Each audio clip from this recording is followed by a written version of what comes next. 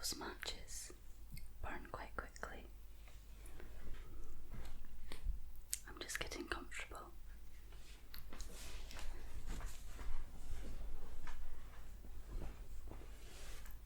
Just going to keep my leg warm.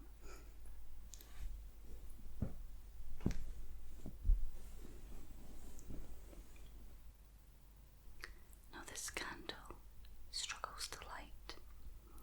I don't know if you can see, but the wick is quite short and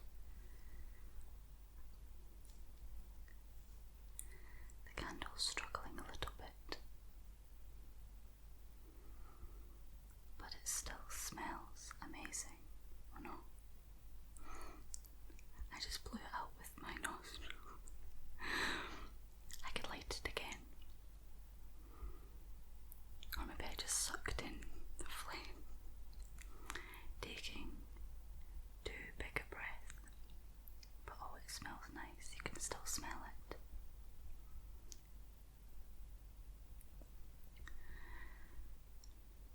Let me light it again.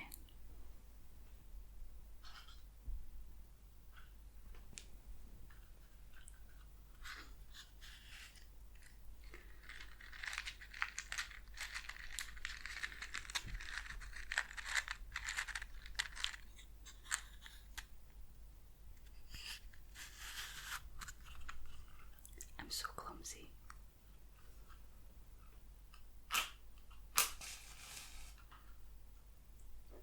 Probably not the best thing to say when I'm lighting candles.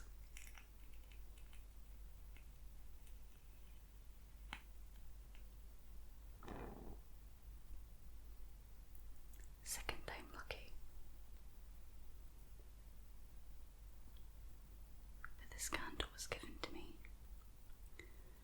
as a gift when I lived in Australia, and it's called Glasshouse, or the brand is called Glasshouse, and I'm pretty sure it's an Australian brand, and it smells so good. I think the reason that it keeps going out is when I received it, I loved it so much I didn't want to use it. And now it's been quite a few years and it's barely been opened. It has a nice little lid.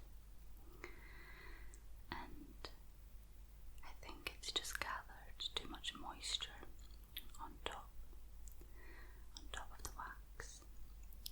So moral of the story, make sure you use nice things when you are given them. Because if you hoard them, you might not be able to use them in the future.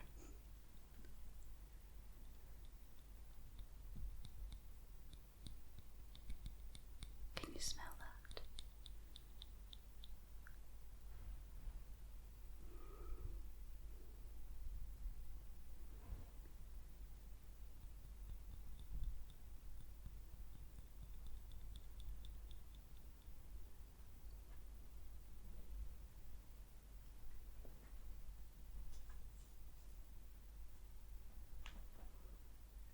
Now this one's burning a lot better.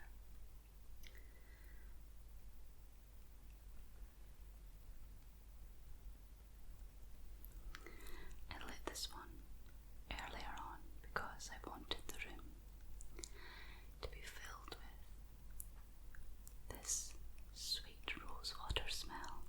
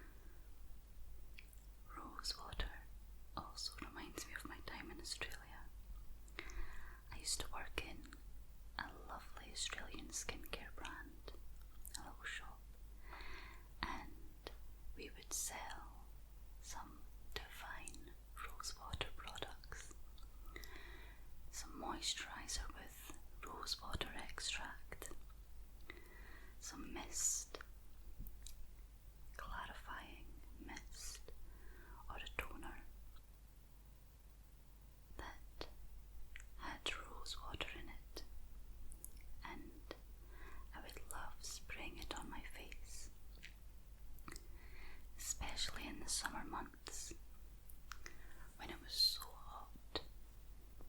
The sun was really intense, and I would get to work quite dewy, let's say, and I would come in, get changed, and take some rose water toner. Scoosh, scoosh, scoosh, scoosh, scoosh, scoosh, scoosh, and it would freshen me right up. So this also reminds me of Australia. Can you hear it crackling ever so slightly?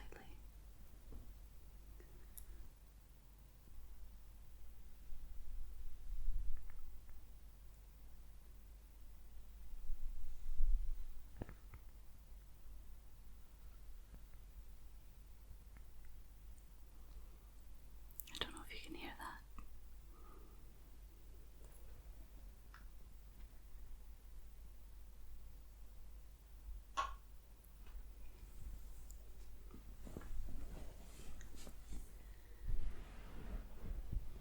How are you feeling?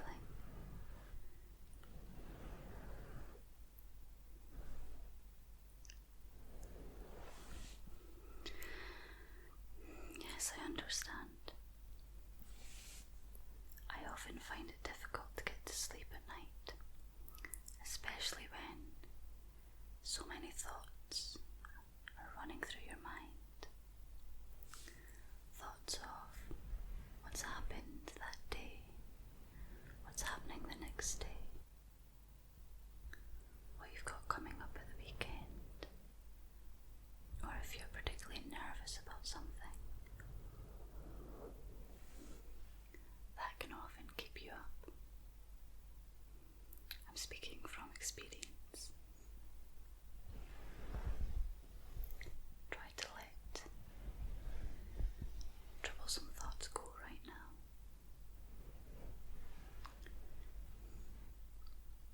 We need you to find some tranquility and peace right now.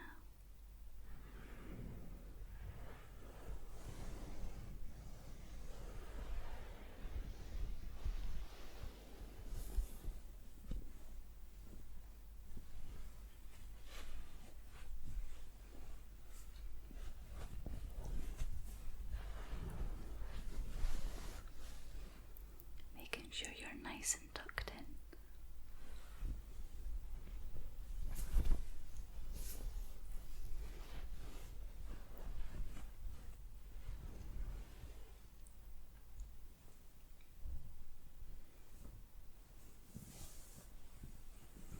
I'm really feeling mustard colours at the moment. I mean, my jumper's pretty mustard, the belt's more yellowy, mustardy colour, yeah, it's still mustard. But I find these colours very relaxing, so I hope you do too. This pillow is my favourite.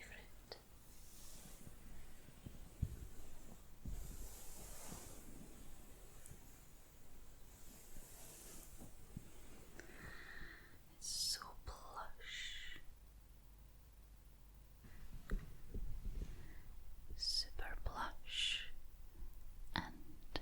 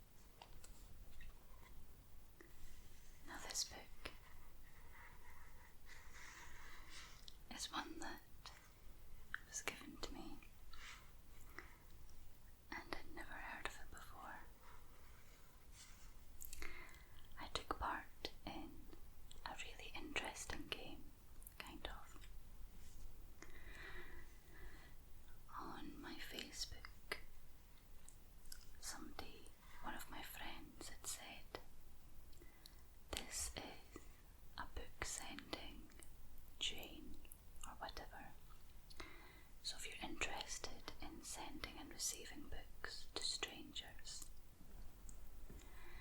Then comment on my post and I'll drop you a message.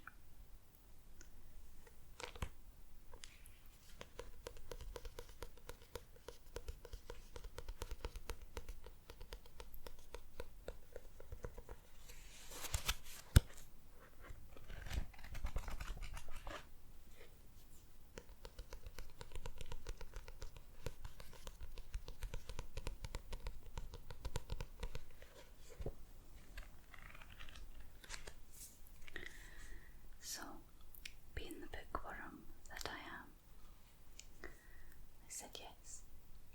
On the post, I am interested.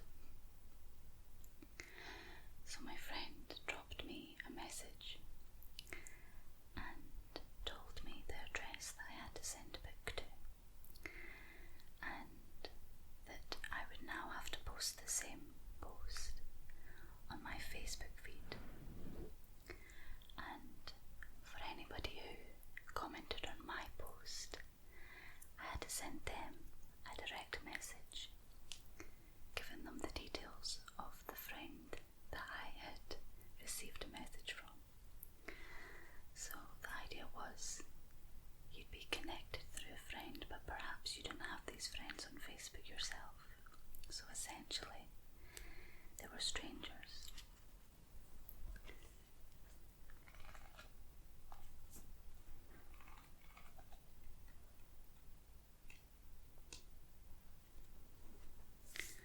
So I received this book, and I received a lovely little note about it as well.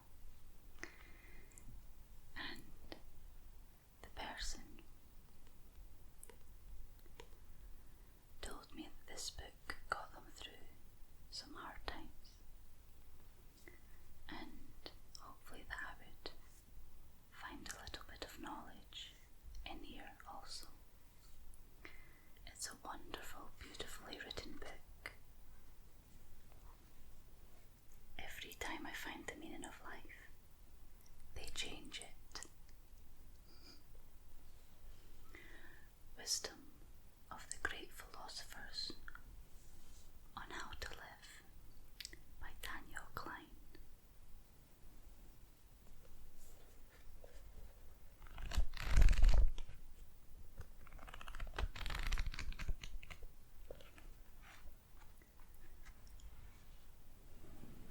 There's my bookmark in the middle. Page 97.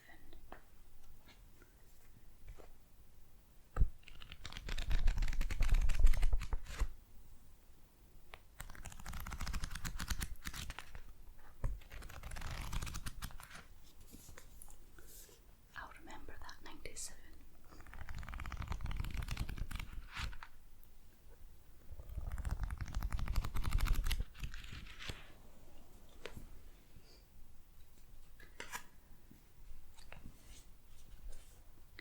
Shall we read a little bit together? See if we could find some knowledge and wisdom in the pages.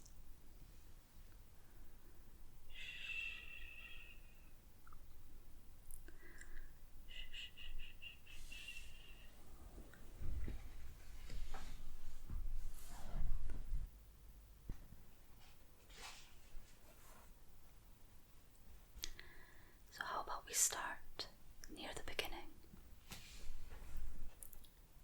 Do not spoil what you have by desiring what you have not. Remember that what you now have was once among the things you only hoped for. Epicurus, Greek philosopher. So this book, written by Daniel Klein, is full of philosophers' thoughts, little quotations, and after providing us with this thought, Daniel goes on to discuss his own opinion of the quote or of the ideology of said philosopher.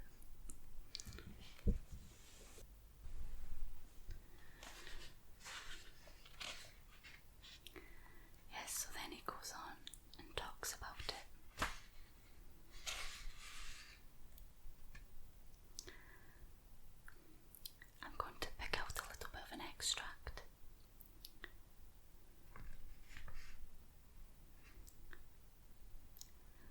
Okay.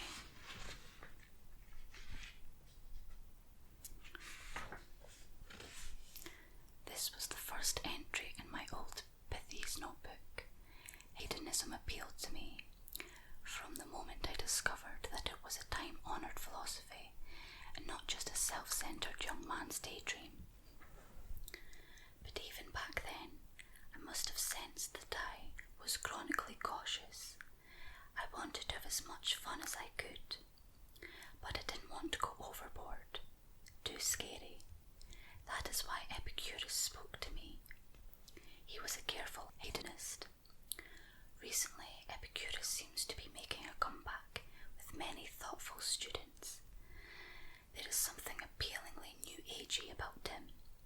His aphorisms, discovered in the Vatican Library millennia after his death, read like bumper stickers written by a Zen Buddhist. Epicurus was the prince of pith.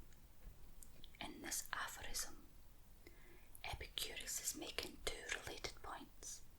First, desiring what we do not have now diminishes or even cancels out our appreciation of what we do have now. And second, take a moment to consider the outcome of actually getting that something else that we now desire. Will we realise that it is just going to put us back at square one, desiring yet something else? The overall lesson is, enjoy the present. It's as good as it gets. Bear with me. Pondering outcomes is fundamental to Epicurus' general strategy for living a happy life. Not only should we think through the payoff of always desiring something more than what we have now, we should carefully think through the payoffs of all our desires. Like, how do you think you would really feel if you followed your desire to bed your neighbour's husband or wife? He's quite humorous sometimes. Figuring your guilt and scheduling complications. Still worth it. Epicurus gives teeth to the old adage, beware of what you desire, for you may get it. This ancient Greek philosopher's admonition to dump our aspirations if we want to enjoy a happy life resonates with many people today. People who are starting to see the downside of always striving for more stuff and more achievements.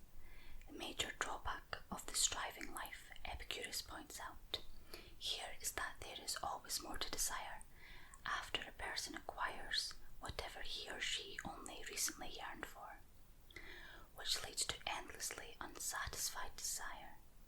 My brand new Maserati sure is great, but what I desperately need now is a tall, blonde, gorgeous Romeo to sit in the passenger seat next to me. An insidious manner in which we fall into the aspirations trap is in our reverence for perfectionism. We are convinced that this quality is a sign of noble character. We urge our children to be perfectionists, but the outcome of perfectionism is that we are constantly looking for ways in which we or our products could be better. A successful painter I know once told me that when she looks at her work in a gallery, she focuses on what is missing, what would have made it better. Epicurus is right.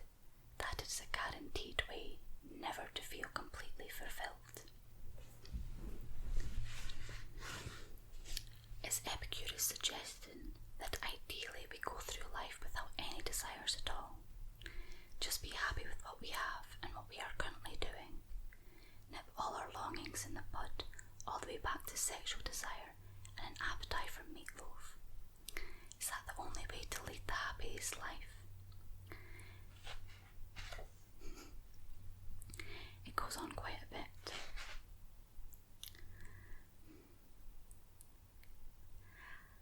I think what I believe about this quote is that there is truth in that you've got to enjoy what you have. You've got to enjoy the present.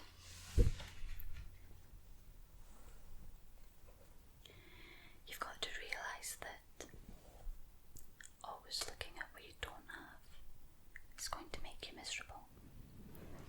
I believe that it's okay to want more.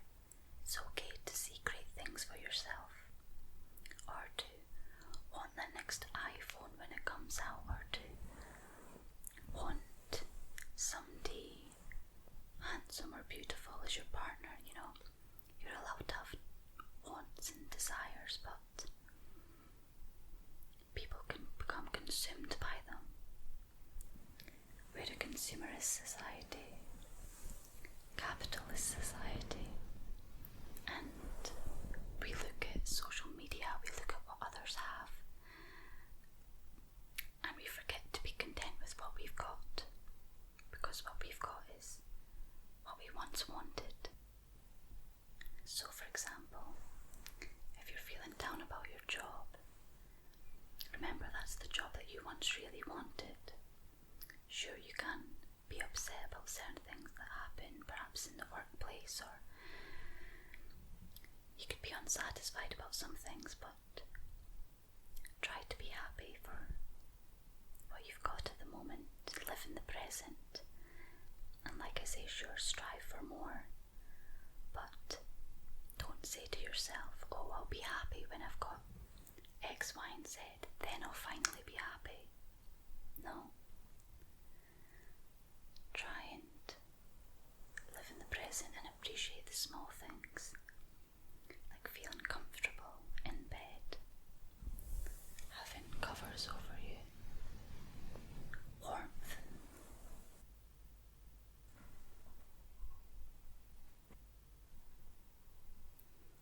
A beautiful fragrant candle.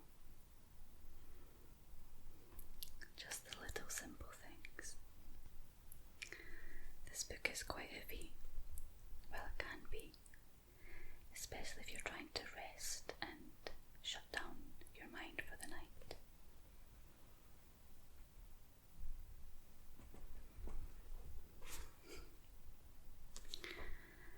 But there's a lot of truth in that one little quote, and like I say, he goes on quite a bit, so I thought it's best to go